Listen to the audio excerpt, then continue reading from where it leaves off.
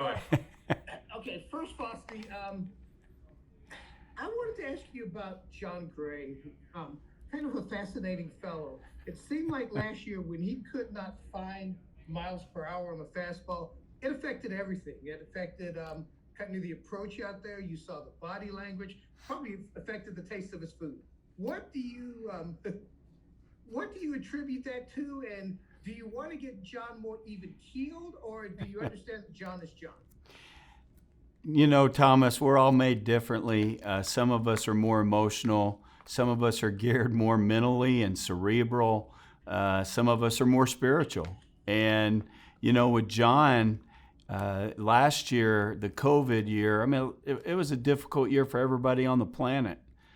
For big league pitchers, being able to perform their jobs under the circumstances was different for all people, and it's a little more difficult for John last year. I think, you know, emotionally, it was a difficult to see the decrease in the velocity and the way the world was and the slider, the whole thing. So, you know, it was a tough year for John, but equally so, he's bounced back, man. He's had a tremendous offseason. He did a lot of things to get himself right mentally and emotionally and physically. He's a horse. So he's been throwing great, Thomas. He's had a great spring thus far. He's going to get in his first game tomorrow, but at the sim game that he's pitched in, his sides, I mean, his velocity's up. His timing and separation is great, which is key to his delivery, and he just looks great all the way around.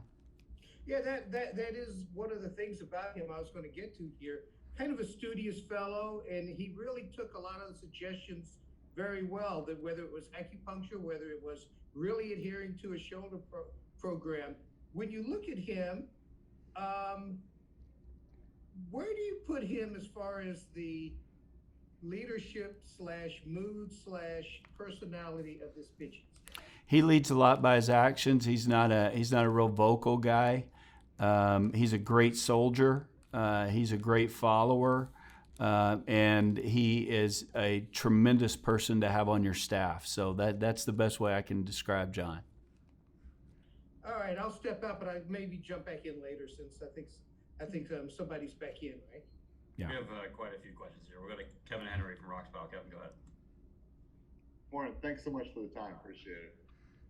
So, what do you look for in a starter start of the spring, and how much of that is carried over from the backfields in your mind versus what we're seeing in the press box and on TV? You know, we look at for the same things with all of our starters early, and that is their health, that they are able to get to their pitches that we need to get them to build them up for the season that's coming, and their location, because that's a big thing early, is that they're locating their pitches and they're getting their pitches in, and that they show good health.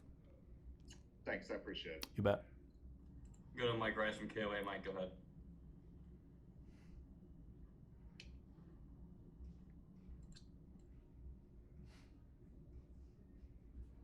Sorry, Mike, go ahead.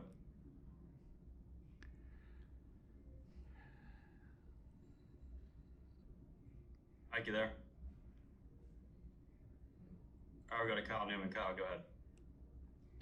Hey, Steve, got a couple questions on some of these youngsters. What's impressed you about Ben Bowden so far, and then also Ryan Rolston? I know they've only thrown a couple innings each, but any just early impressions of those youngsters in this camp? Big league guys, big league futures. Mainly starting with their attitude. When I came in 7 years ago now, it was altitude matters, but your attitude matters more. It's a difficult place to pitch. We don't deny that at all. And it takes an attitude with extreme mental toughness. And both of these guys have shown that. They've shown it with Bodes. He's been through a lot of adversity with his health. And, with Rollison and last year in COVID, not even getting a season in, these guys have both showed up in tremendous shape, not only with their great attitudes, but they're throwing the ball well, and they're fitting in well. They're chemistry guys.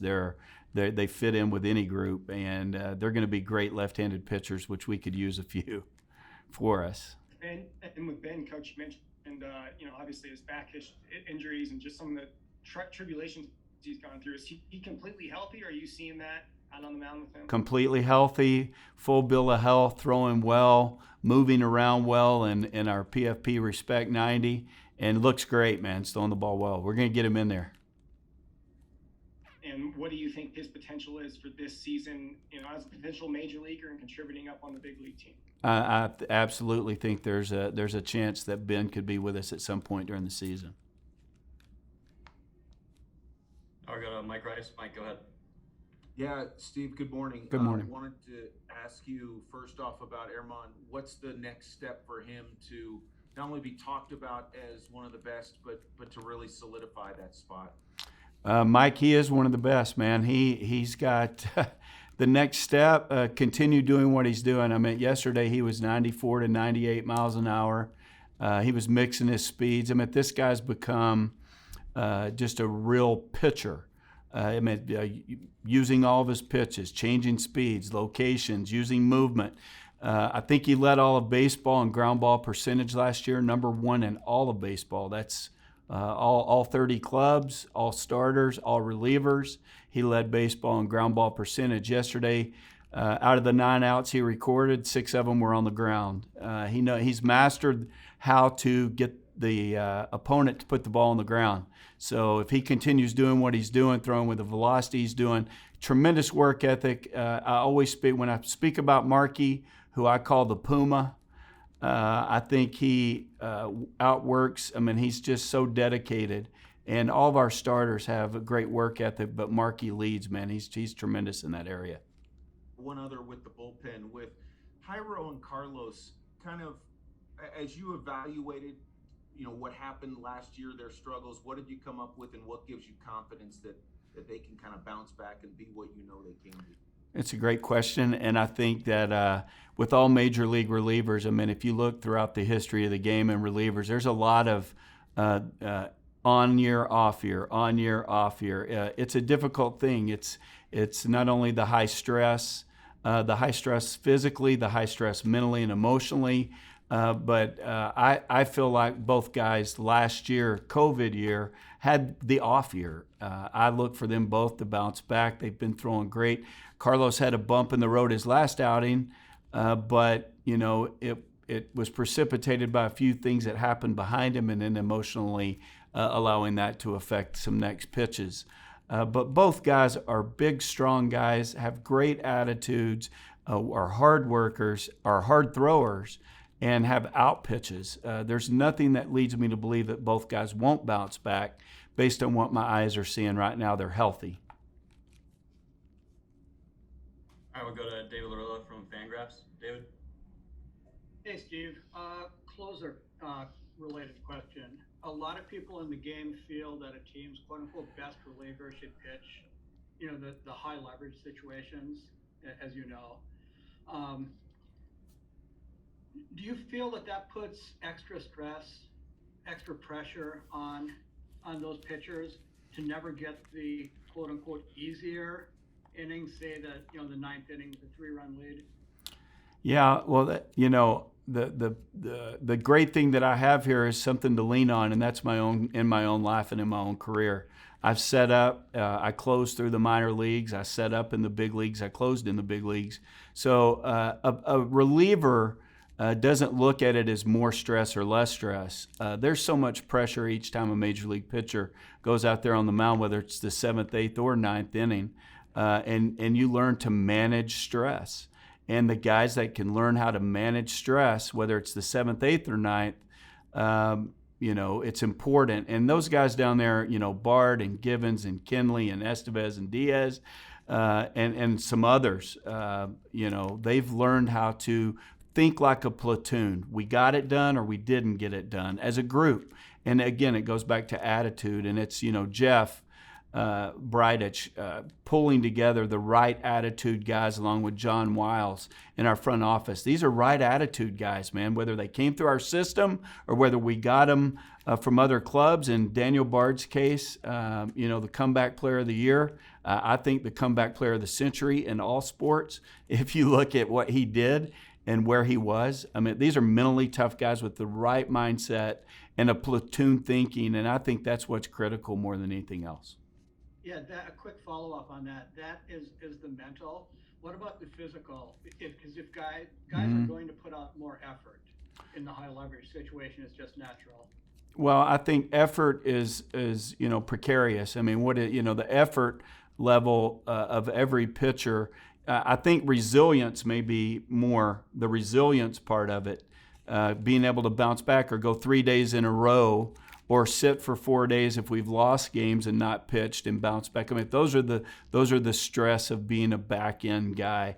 And with Bard and Givens and Kinley and Estevez and Diaz, they've all done it. They've all learned how to manage themselves, and they're good at it. I got two more. We'll go to Tracy Ringlesby, and we'll finish up with Thomas. Tracy, go ahead. Hey, Steve, just a little bit more off of that one before. It would seem like over the years watching this game that actually the closer has an easier time than the other guys because there's no dry humps if you're close. You're coming into the game, you're going to pitch. You don't get up 3 times in a game and never get in there. Isn't there some benefit in that regard? Absolutely. Absolutely. The closer has the privilege of you explained it perfectly, man. When the game's not a 1, 2, or 3 run game, a lot of times, they have the night off. And it's a privilege because those guys in the 7th and 8th inning, they don't have nights off. Their hearts are always beating, and every time the phone rings, they think their name's going to be called. And again, I know the difference.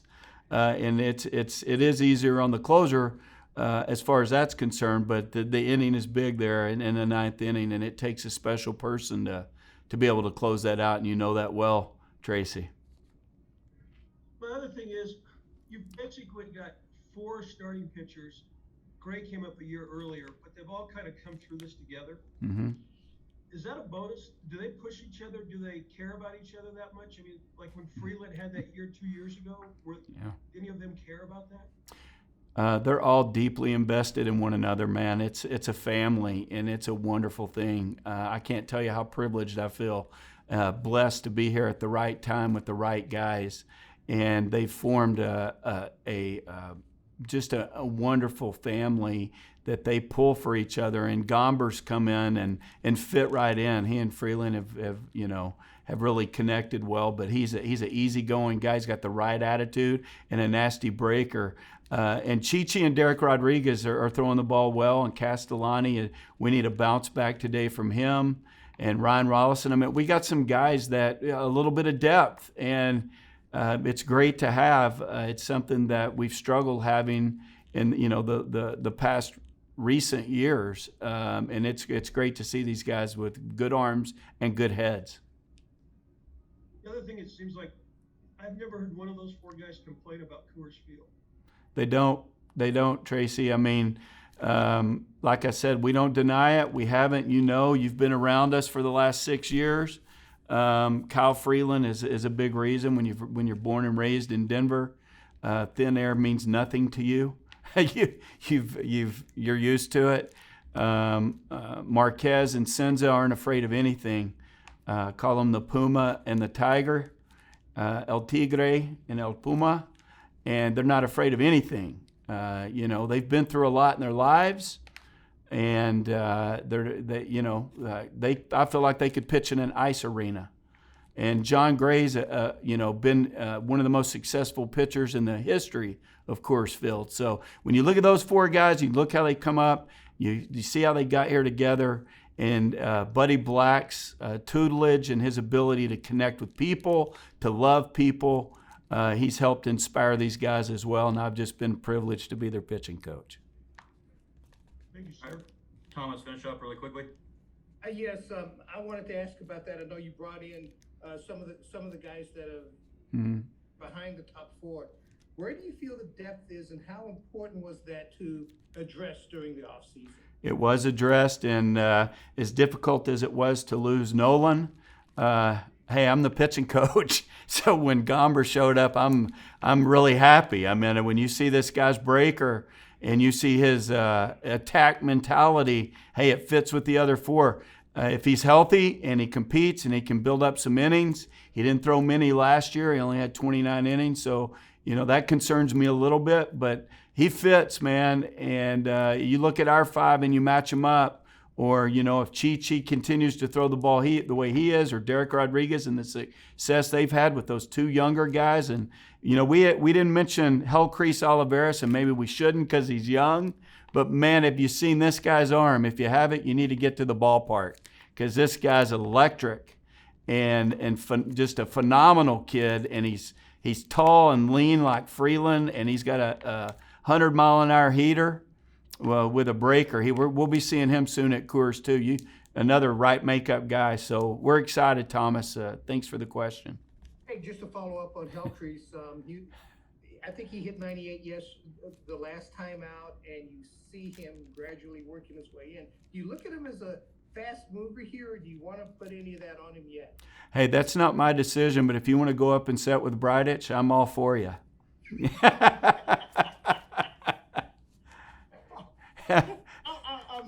Corey, could you arrange that, please?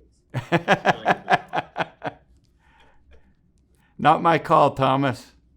I'm the pitching coach. Thank you, though. Thank you very much. All right. All right, thank